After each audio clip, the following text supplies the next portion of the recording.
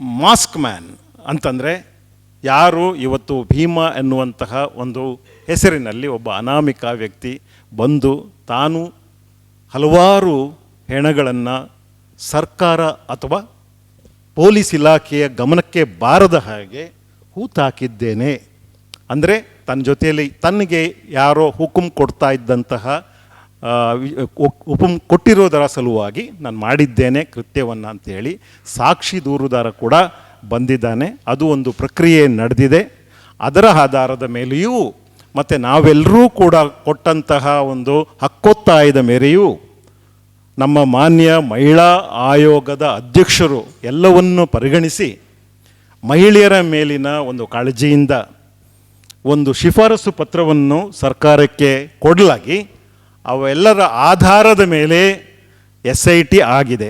ಇಲ್ಲಿ ಭಾಳ ಸೂಕ್ಷ್ಮವಾದಂಥ ವಿಚಾರವನ್ನು ನಿಮ್ಮ ಮೂಲಕ ಜನರಿಗೆ ನಾವು ಹೇಳಲಿಕ್ಕೆ ಇಷ್ಟಪಡೋದೇನು ಅಂತಂದರೆ, ಇವತ್ತು ನಡೆಯುತ್ತಿರುವಂಥ SIT ತನಿಖೆ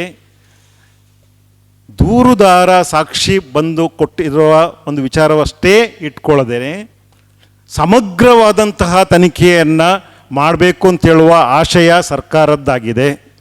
ಯಾಕೆ ಅಂತಂದರೆ ಶಿಫಾರಸು ಪತ್ರವೂ ಅದೇ ರೀತಿಯಾಗಿದೆ, ಸರ್ಕಾರದ ಆದೇಶವೂ ಅದೇ ರೀತಿಯಲ್ಲಿದೆ.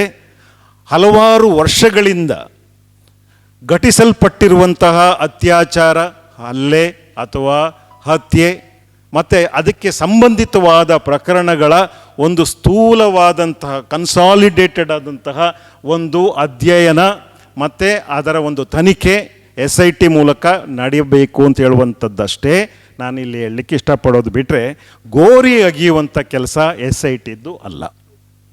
ಅಲ್ಲಿ ಮೂಳೆಗಳು ಸಿಗ್ತಾ ಇದ್ದಾವೆ, ಸಿಗದೇನೂ ಹೋಗ್ಬೋದು, ಅದು ಇವತ್ತಿನ ವಿಚಾರ ಅಲ್ಲ. ಇರುವಂತಹ ಕೃತ್ಯಗಳು ನಡೆದಂತಹ ಸ್ಥಳಗಳಿದ್ದಾವೆ, ಕೃತ್ಯಗಳಿಗೆ ಸಂಬಂಧಪಟ್ಟಂತಹ FIRಗಳಿದ್ದಾವೆ, ಕೃತ್ಯಗಳಿಗಿನ್ನ ನೋಡಿದಂತಹ ಕೇಳಿದಂತಹ ಸಾಕ್ಷಿಗಳು ಇನ್ನೂ ಇದ್ದಾರೆ.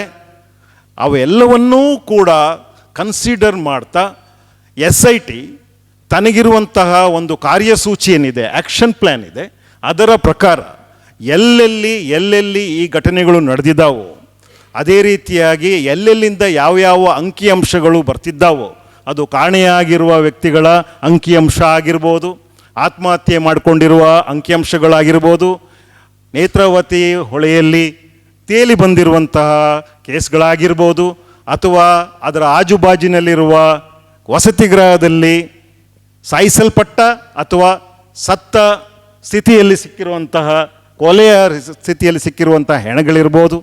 ಇದಕ್ಕೆ ಸಂಬಂಧಪಟ್ಟಂಗೆ ಅಲ್ಲಿಯ ಪೊಲೀಸ್ನವರು ತೆಗೆದುಕೊಂಡಿರುವ ಆ್ಯಕ್ಷನ್ಸ್ ಏನು, ಅದಕ್ಕೆ ಸಂಬಂಧಪಟ್ಟ ಹಾಗೆ ಅಲ್ಲಿಯ ವೈದ್ಯಾಧಿಕಾರಿಗಳು ನಡೆದುಕೊಂಡಿರುವ ರೀತಿ ನೀತಿಗಳೇನು, ಯಾವ ರೀತಿ ಪೋಸ್ಟ್ ಮಾರ್ಟಮ್ ಆಗಿದೆ, ಯಾವ ರೀತಿಯಾಗಿ ಹೆಣಗಳನ್ನು ಕಾಯ್ದಿರಿಸಲಾಗಿದೆ, ಯಾವ ಒಂದು ಆಧಾರದ ಮೇಲೆ ಆ ಹೆಣಗಳನ್ನು ಅನಾಥ ಹೆಣಗಳಂತ ಇವರು ಪರಿಗಣಿಸಿದ್ದಾರೆ, ಯಾಕೆ ಅವರು 1 ವಾರದಿಂದ 2 ವಾರಗಳ ತನಕ ಹೆಣಗಳನ್ನು ಪ್ರಿಸರ್ವೇಷನಲ್ಲಿ ಇಡಲಿಲ್ಲ, ಯಾಕೆ ಅವರು ಆ ಹೆಣಗಳ ಬಗ್ಗೆ ಒಂದು ಅವಾಗ ಚಾಹರೆಗಳಿಗೆ ಸಂಬಂಧಪಟ್ಟಂಥ ವಿಚಾರಗಳನ್ನು ಒಂದು ಮೇನ್ ಸ್ಟ್ರೀಮ್ ಮೀಡಿಯಾಗಳ ಮೂಲಕ ಜನರಿಗೆ ತಲುಪಿಸುವ ಕೆಲಸಗಳನ್ನು ಮಾಡಲಿಲ್ಲ. ಇವೆಲ್ಲವನ್ನೂ ಕೂಡ SIT ಮಾಡಬೇಕಾಗ್ತದೆ.